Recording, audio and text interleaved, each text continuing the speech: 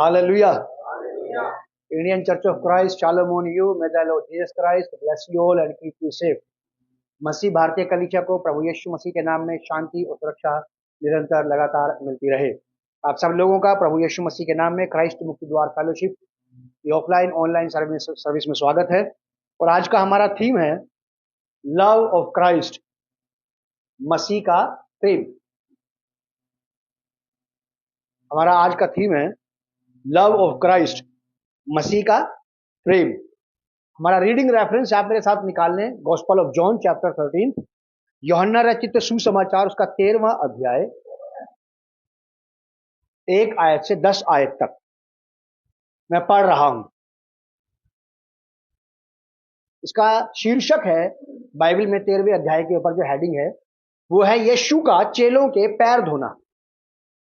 और हमारा थीम है लव ऑफ क्राइस्ट।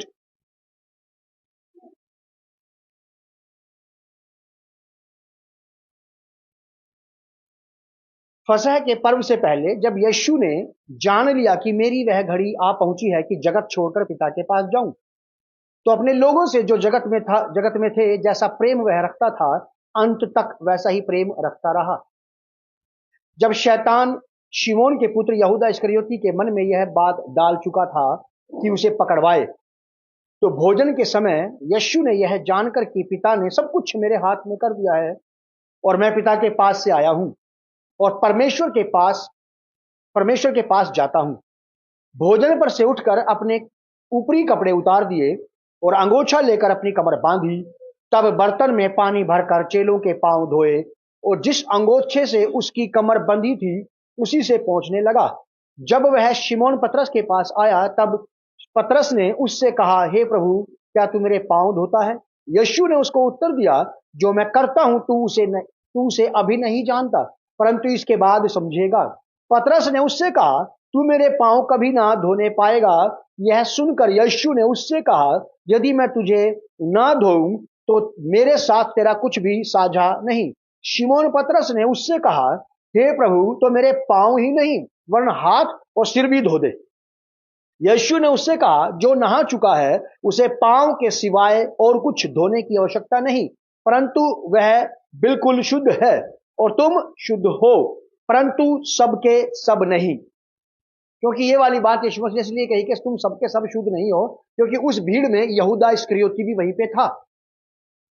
यहूदा इस्करियोती जिसने यीशु मसीह को 30 चांदी के सिक्कों में बेच दिया था। पिछले दिनों हमने यहीं पर संदेश सुना था पास्टर अभिषेक के द्वारा। उन्होंने ये बताया था हमें कि प्रभु यीशु मसीह की टीम में, प्रभु यीशु मसीह ग्रुप में यहूदा इस्करियोती था तो सही, और यीशु मसीह ने इतने दिन तक अपने सारे चेलों के साथ बातें की, लेकिन उसने कभी भी डायरेक्ट बातचीत यहूदा इस्करियोती से कभी नहीं की। इसीलिए प्रभु यीशु मसीह को ये वाली बात कहनी पड़ी कि तुम शुद्ध हो, लेकिन सबके सब नहीं। यहूदा इस्करियोती को उसने ये वाली बात नहीं बोली। ये वाली बात उसने आपके और मेरे लिए बोली है, क्योंकि वो आज भी आपसे और हमसे बातें करता है। तो आप और हम इस बात के ऊपर ध्यान देने की कोशिश करें कि प्रभु यीशु मसीह के प्रेम के बारे में हम लोग यहां पे पढ़ रहे हैं। 13वें अध्याय के पहले ही पद में ये बात खुल गई। फसह के पर्व से पहले जब यीशु ने जान लिया कि मेरी वह घड़ी आ पहुंची है कि जगत छोड़कर पिता के पास जाऊं, तो अपने लोगों से जो जगत में थे जैसा प्रेम वह रखता था, अंत तक वैसा ही प्रेम रखता रहा। प्रभु यीशु मसीह का प्रेम है ये। यीशु मसीह का ये प्रेम जो उसने अपने लोगों से शुरुआती दौर में किया था। सबसे पहली मुलाकात में जब उसने लोगों के साथ प्रेम करना शुरू किया, उनसे मुलाकात हुई, तो उसने जैसा प्रेम वो रखता था उनके साथ, वैसा ही प्रेम रखता रहा अपनी मृत्यु के नजदीक पहुंचने तक भी। उसके प्रेम में कोई फ्लैक्चुएशन नहीं आया, उसके प्रेम का रंग नहीं बदला, उसके प्रेम में कोई तब्दीली नहीं आई, उसके प्रेम में किसी भी प्रकार का उतार चढ़ाव नहीं आया, जैसे हमारे जीवन में आ जाता है। हमारी बोली भाषा में भी उतार चढ़ाव आ जाता है। जब तक आपका हमारा आपसी प्यार प्रेम बना रहता है तब तक हमारी बातें बहुत अच्छी टोन में होती हैं, और जैसी किसी प्रकार की कोई बात होती है फिर आवाज ऊंची नीचे होने लगती है। फिर आदमी ये नहीं देखता कि मेरे सामने जो खड़ा है कि ये कौन है, मुझसे छोटा है कि मुझसे बड़ा है, मुझे सामने ऐसे बोलना चाहिए कि नहीं बोलना चाहिए, फिर बस आवाज ऊपर नीचे होने लगती है। लेकिन यहां पे हम लोग देख रहे हैं प्रभु यीशु मसीह के प्रेम के बारे में, क्योंकि प्रभु यीशु मसीह का प्रेम ही है जो सिद्ध प्रेम है, और यीशु मसीह का प्रेम ही हमें सिद्ध प्रेम दे सकता है। अगर यीशु मसीह सिद्ध है तो ये मान के चलिए कि वो आपको हमें भी सिद्ध बना सकता है। लगातार वो वैसे ही प्रेम करता रहा, निरंतर प्रेम करते रहना, ये अनकंडीशनल लव है। यीशु मसीह का प्रेम अनएक्सपेक्टेड, कुछ नहीं चाहता वो किसी व्यक्ति से, चेलों से वो कुछ नहीं चाह रहा था इस प्रेम के बदले में, बस ये उसका अपना प्रेम था जो उसको उनको लगातार दिए जा रहा था अपने अपने तरीके से, अपनी एक ही रिदम में चलता गया वो उनके साथ। बिना शर्त का प्रेम, बिना शर्त का प्रेम। तुम हमारे साथ ठीक से बातें करोगे तो हम भी तुम्हारे साथ ठीक से बात करेंगे, तुम हमारे साथ व्यवहार अच्छा रखोगे तो हम भी व्यवहार अच्छा रखेंगे। ये कंडीशनल है, शर्त वाला प्रेम है ये शर्त वाली मित्रता है, ये शर्त वाली रिश्तेदारी है। तुम आओगे तो हम भी आएंगे,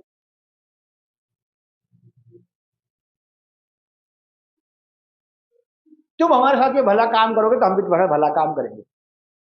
और ये वाली चीज, ये वाला पैटर्न, ये क्रिश्चियन पैटर्न नहीं है। ये वाला सिद्धांत, ये वाला तरीका क्राइस्ट के सिद्धांत से, क्राइस्ट के तरीके से मेल नहीं खा रहा।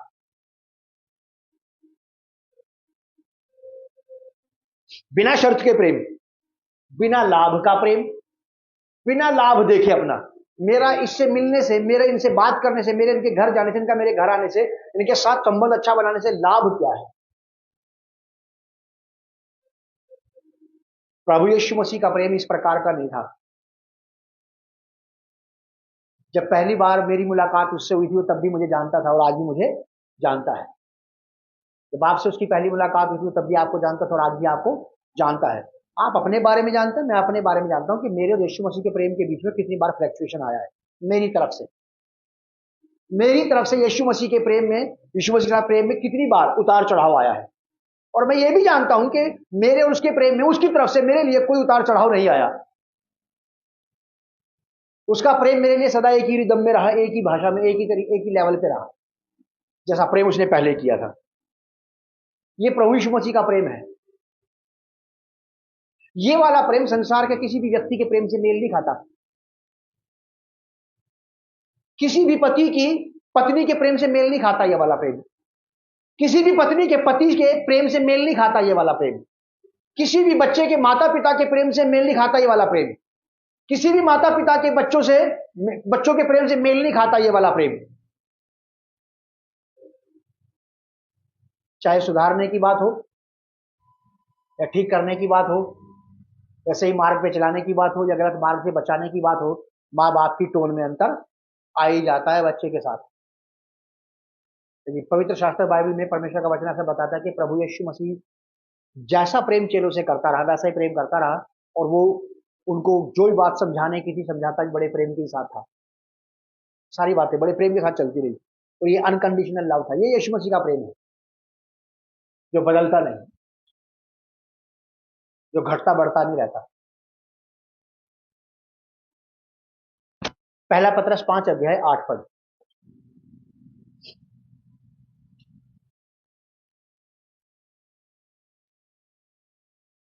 पहला पत्रस 4 अध्याय 8 पद। सब में श्रेष्ठ बात यह है कि प्रेरित पौलुस कह रही, प्रेरित पत्रस कह रहे हैं ये वाली बात। सब में श्रेष्ठ बात यह है कि एक दूसरे से अधिक प्रेम रखो। प्रेम रखो नहीं कहा इसने,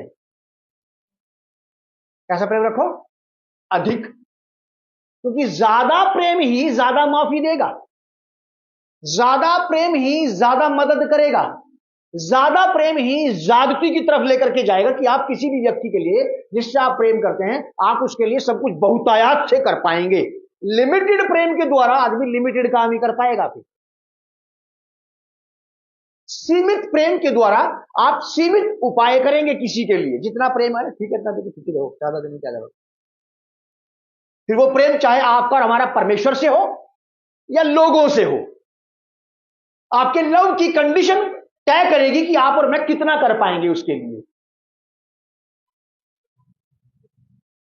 आपके मेरे प्रेम का जो स्टेटस है ना, जो स्टैंडर्ड है, वो तय करेगा कि कितनी हद तक हम इसके लिए जाएंगे। यहां लिखा पतरस कहते हैं सब में श्रेष्ठ बात यह है कि एक दूसरे से अधिक ज्यादा प्रेम करो, अधिक प्रेम रखो, क्योंकि प्रेम अनेक पापों को ढांप देता है। थोड़ा प्रेम होगा तो थोड़ी कमियों पर पर्दा डालेगा, ज्यादा प्रेम होगा तो ज्यादा कमियों पर पर्दा डालेगा। थोड़ा प्रेम होगा तो थोड़ी नाराजगी होगी, थोड़ा प्रेम होगा तो थोड़ी थोड़ी बातें रहेंगी। अगर ज्यादा प्रेम होगा तो फिर ज्यादा बातें रहेंगी।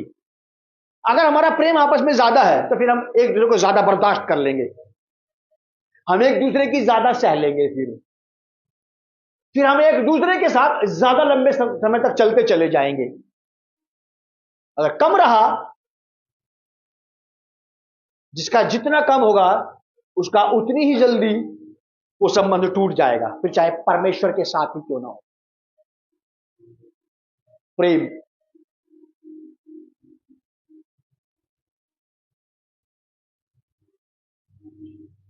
नीति वचन की किताब उसका 10वां अध्याय और 12वीं आयत। नीति वचन 10 अध्याय 12वीं आयत। बैर से तो झगड़े उत्पन्न होते हैं, परंतु प्रेम से सब अपराध ढंप जाते हैं। बैर से झगड़े उत्पन्न होते हैं, कड़वाहट से, मनमुटाव से, नफरत से, दुश्मनी से झगड़े उत्पन्न होते हैं, और प्रेम से सब अपराध ढंप जाते हैं। पतरस ने भी हमें बताया कि आपस में एक दूसरे से ना अधिक प्रेम रखो, अधिक, ज्यादा। ज्यादा प्रेम होगा तो ज्यादा कर पाएंगे कुछ, प्रेम कम रहा तो फिर कम ही कर पाएंगे। यहां पे राजा सुलेमान हमें बताते हैं कि बैर से तो झगड़े उत्पन्न होते हैं, परंतु प्रेम से सब अपराध, सब सारे के सारे अपराध फिनिश, एक भी नहीं छोड़ा, उघाड़ा, सारे अपराध ढांप दिए प्रेम ने। जिसे प्रेम करते हैं उसकी कोई कमी नजर नहीं आ रही, जिसे प्रेम करते हैं उसकी कोई बुराई नजर नहीं आ रही, जिसे प्रेम रखते हैं मसीह। मैं शारीरिक और सांसारिक प्रेम की बात नहीं कर रहा हूं, क्योंकि शारीरिक और सांसारिक प्रेम कभी भी किसी को नहीं ढांप सकता है। ये मियादी बुखार की तरह उतरता चढ़ता रहता है। रिश्तेदारों का प्रेम, रिश्तेदारों का, पड़ोसियों का, सगे संबंधियों का, दोस्तों का प्रेम मियादी बुखार समझते हैं आप? शाम को उतर जाता है, सुबह चढ़ जाता है। कभी दवाई खा ली तो सुबह उतर गया, शाम तक फिर चढ़ गया। ये मियादी बुखार वाला प्रेम की बात नहीं कर रहा हूं मैं, ऐसे प्रेम की बात नहीं कर रहा मैं। उस प्रेम की बात कर रहा हूं जो अनकंडीशनल है, उसकी कोई शर्त नहीं है, बिना लाभ, बिना नफा नुकसान देखे कि इससे प्रेम करने में कितना नुकसान है। यीशु मसीह ने जब हमसे प्रेम किया, जब परमेश्वर ने हमसे प्रेम किया, तो मैं सोचता हूं कि घर में बैठ के हिसाब किताब लगा लिया होगा कि नुकसान ही नुकसान की बात होगी। यहां पे लगा लिया था परमेश्वर ने हिसाब के, नुकसान ही नुकसान है इनसे प्रेम करने में।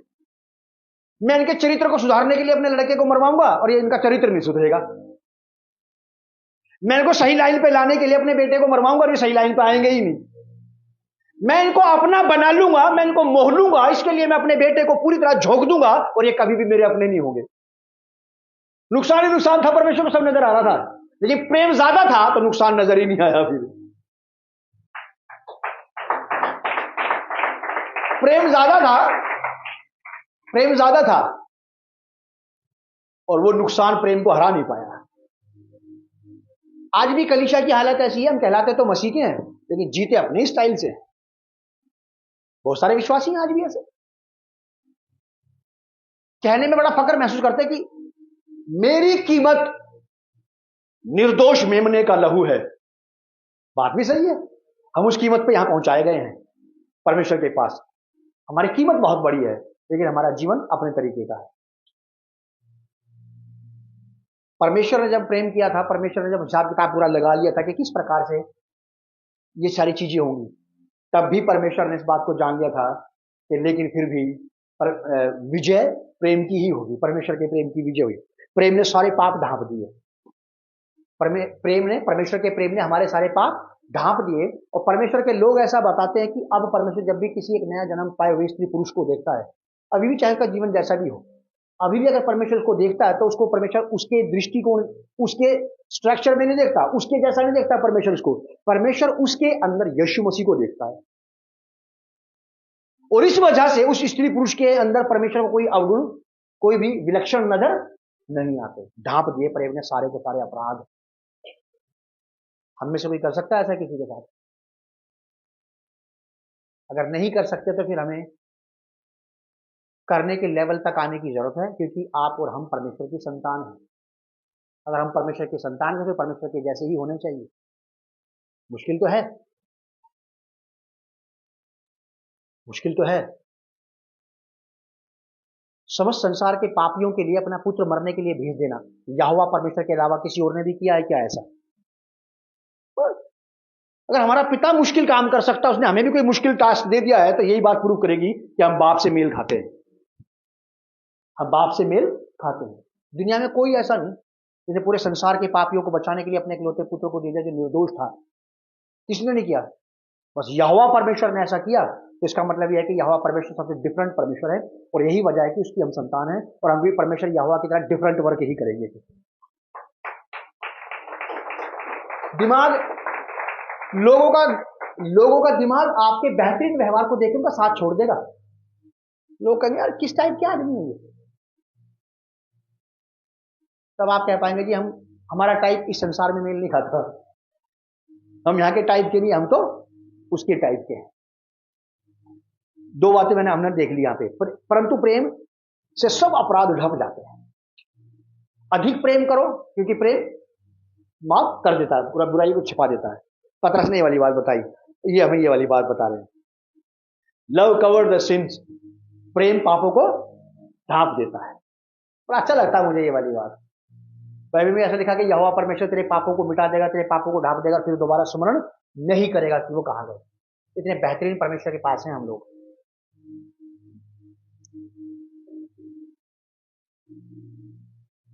प्रभु यीशु मसीह का प्रेम उसके अपने लोगों के लिए।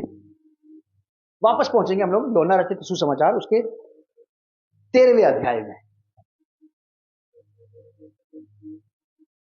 फीट वॉशिंग, पांव धोना। यूहन्ना रचित सुसमाचार 13वां अध्याय 6 पद से पढ़ रहा हूं मैं। जब वह शिमोन पतरस के पास आया, तब पतरस ने उससे कहा, हे प्रभु, क्या तू मेरे पांव धोता है? यीशु ने उसको उत्तर दिया, जो मैं करता हूं तू उसे अभी नहीं जानता, परंतु इसके बाद समझेगा। पतरस ने उससे कहा, तू मेरे पांव कभी ना धोने पाएगा।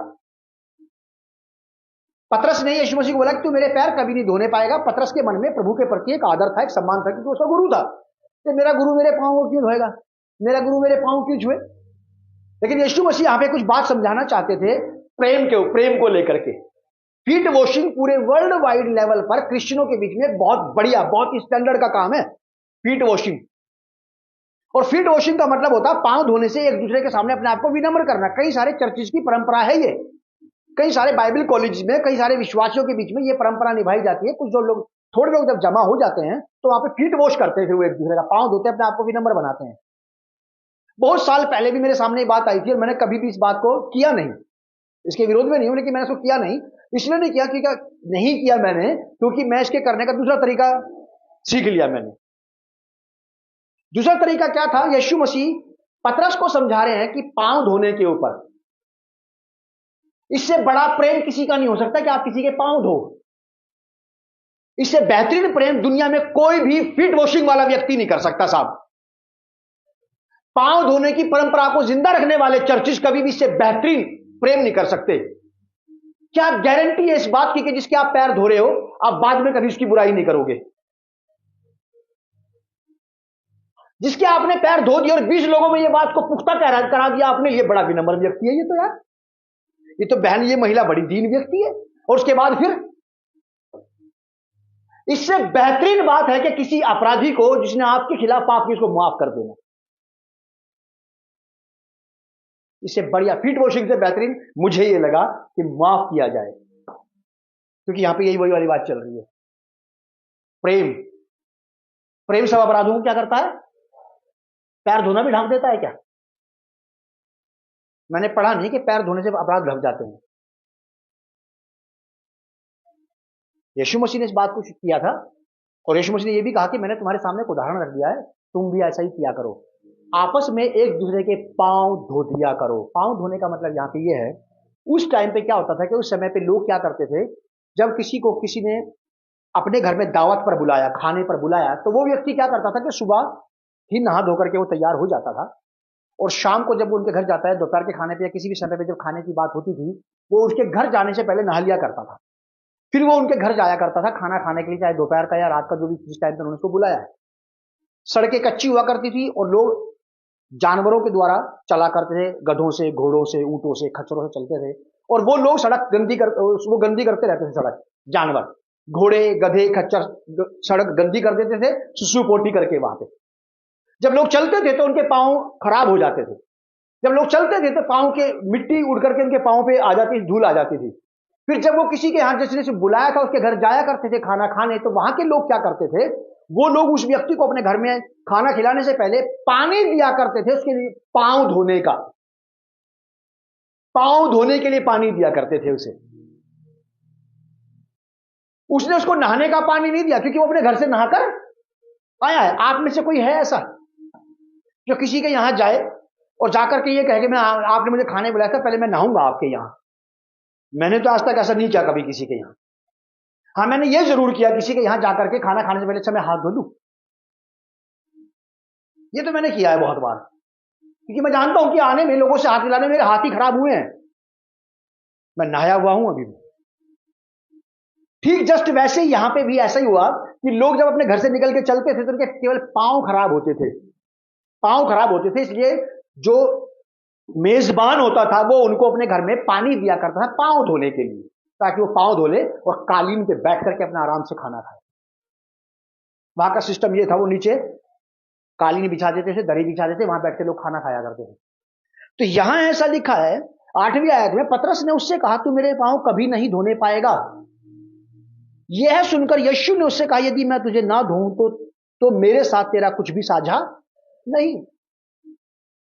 कुछ भी साझा नहीं है। यहां प्रभु यीशु मसीह ये बात समझा रहे थे। पतरस ने बोला कि प्रभु अगर ऐसा तो तू मुझे नहला दे। फिर 9वीं आयत में क्या लिखा, शिमोन पतरस ने उससे कहा कि प्रभु तू मेरे पांव ही नहीं वरन हाथ और सिर भी धो दे। फिर तो अगर ऐसी बात है तो, अगर ऐसी ही बात है तो तू मुझे नहला दे पूरा का पूरा। प्रभु यीशु मसीह ने पतरस को बोला कि पतरस तुझे अब दोबारा नहाने की जरूरत नहीं है। अब यीशु मसीह बात कर रहे हैं उसके बैप्टिज्म के टाइम की, जब उसने प्रभु यीशु मसीह पर विश्वास किया, जब उसने परमेश्वर के सामने यूहन्ना बपतिस्मा दाता से अपने पापों से मन फिराव का बपतिस्मा ले लिया था। उसने पापों से मन फिरा लिया था, अब वो धुल गया था, उसके पाप मिटा दिए गए थे।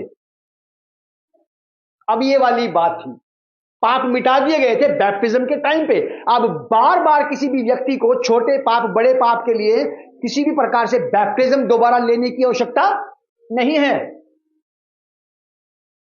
पांव खराब हो गए तो बस केवल पांव ही धोने की जरूरत है। हम में से बहुत सारे लोग हैं यहां पे जो शूज पहन के चर्च में आए हैं और वो घर जाने के बाद वापस अपने शूज साफ करके फिर रख देंगे, या फिर कहीं जाएंगे तो फिर शूज को उठा के, उसी शूज को उठा के उसमें पॉलिश करके उसको फिर चमका लेंगे।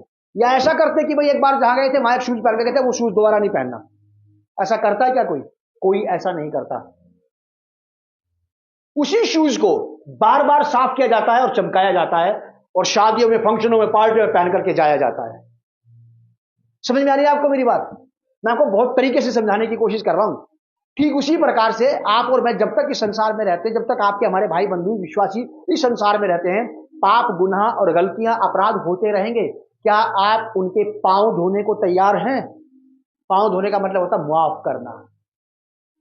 ये परंपरा चर्चिस में मत चला देना कि पानी लेकर के घूमते रहे और पांव धोते रहे एक दूसरे के, और बाद में उसी के ऊपर कुड़कुड़ाते रहे। उसकी एड़ियां बड़ी फटी हुई थी, बड़े मैले पैर थे भाई यार, क्या फायदा इससे?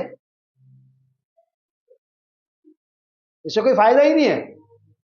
फायदा इस बात से अगर आपको पता लग जाए ये मेरा भाई है, ये मेरी बहन है, ये विश्वासी है, हम लोग विश्वासी हैं, और ये किसी प्रकार के अपराध में पकड़ा गया है, माफ पर छोड़ो, खत्म करो बात। ये है फीट वॉशिंग, ये है रियल लव ऑफ क्राइस्ट।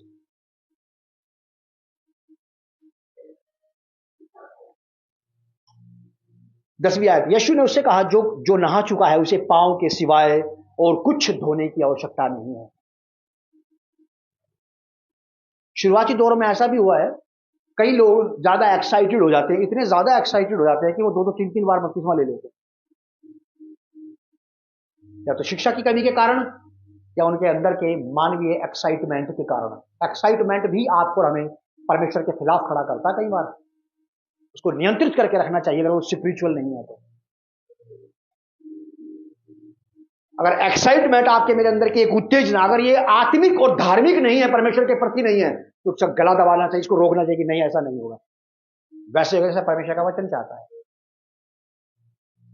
मैंने कभी ये वाला काम शुरू नहीं किया फीट वॉशिंग का, और जब तक जीऊंगा तब तक नहीं करूंगा। बस केवल एक बात मुझे समझ में आ गई, अगर किसी के पांव ही धोने तो उसको माफ करना शुरू करो आप। ये तो कहा यीशु मसीह ने यहां पे 10वीं आयत में। यीशु ने उससे कहा, जो नहा चुका है उसे पांव के सिवाय कुछ और धोने की आवश्यकता नहीं, परंतु वह बिल्कुल शुद्ध है और तुम शुद्ध हो। बार बार नहाने की आवश्यकता नहीं, बार बार बपतिस्मा लेने की आवश्यकता नहीं, बार बार करने की आवश्यकता नहीं है इस काम को। अगर एक विश्वासी नया जन्म पाया व्यक्ति बैप्टिज्म लेने के बाद ही अगर पाप करता है और आपके सामने अगर कभी वो वाली बात आती है, तो आपको उसकी हेल्प करना चाहिए, आपको उसको माफ करना चाहिए, और आपको अपने माइंड में एक बात रखना चाहिए कि मेरे भाई के मेरी बहन के पांव गंदे हो गए थे और मैंने उसके पांव धो दिए।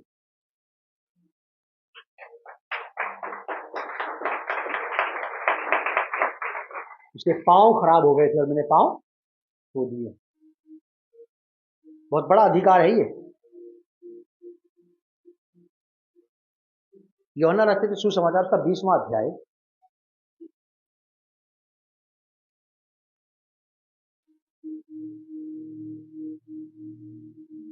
बीस अध्याय का 23वां पद। देखो कितना बड़ा अधिकार है ये, कितनी बड़ी अथॉरिटी है आपके पास। यूहन्ना रचित सुसमाचार 20 अध्याय का 23वां पद। यीशु मसीह जी उठने के बाद कह रहे हैं ये वाली बात चेलों को। यीशु मसीह मरे, दफन हुए, तीसरे दिन मुर्दों में से जी उठे। जी उठने के बाद उन्होंने ये वाली बात बोली है।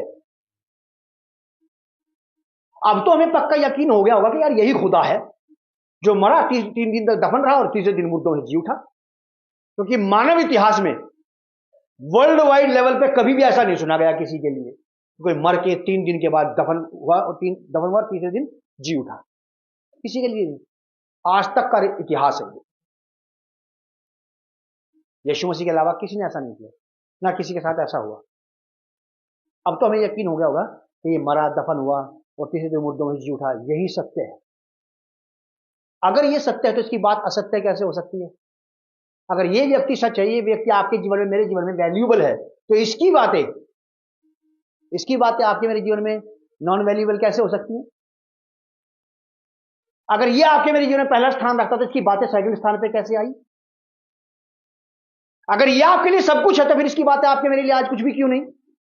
अरे छोड़ो यार, इनका तो काम है बोलने का, तो बोलते रहते हैं, हमारा काम सुनने का।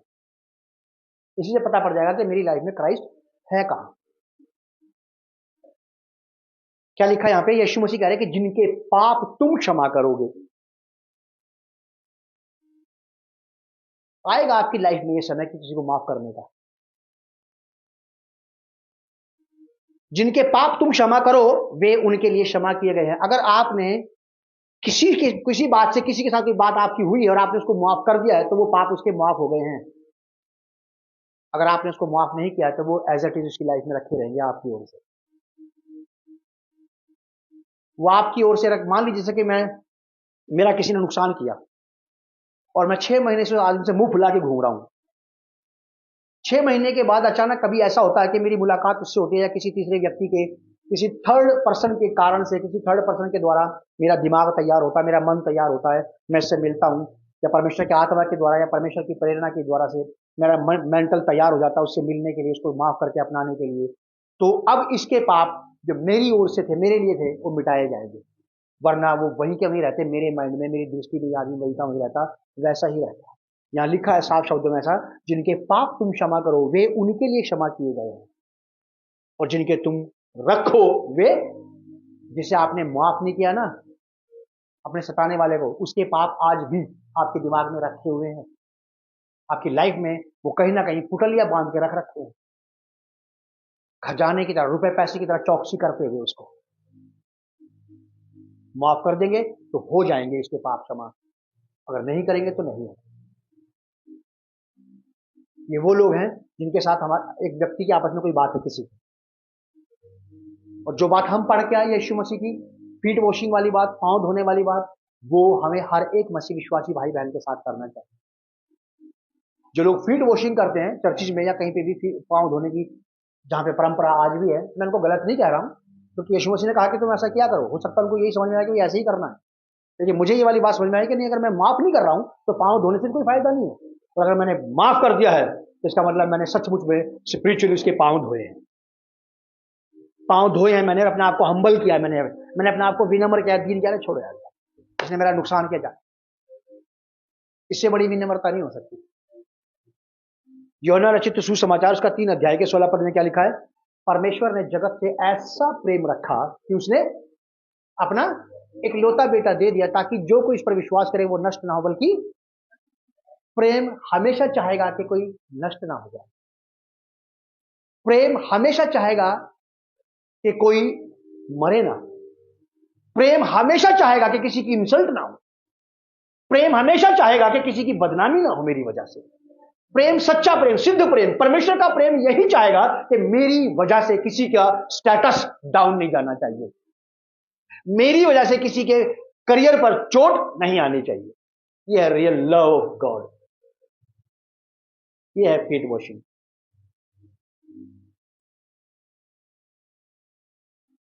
प्रेम हमारा आज का थीम है, लव ऑफ क्राइस्ट, मसीह का प्रेम। और मैं से यही कहकर यही समाप्त कर दूंगा, ताकि आप और मैं इस बात को अच्छे से जान लें और समझ लें।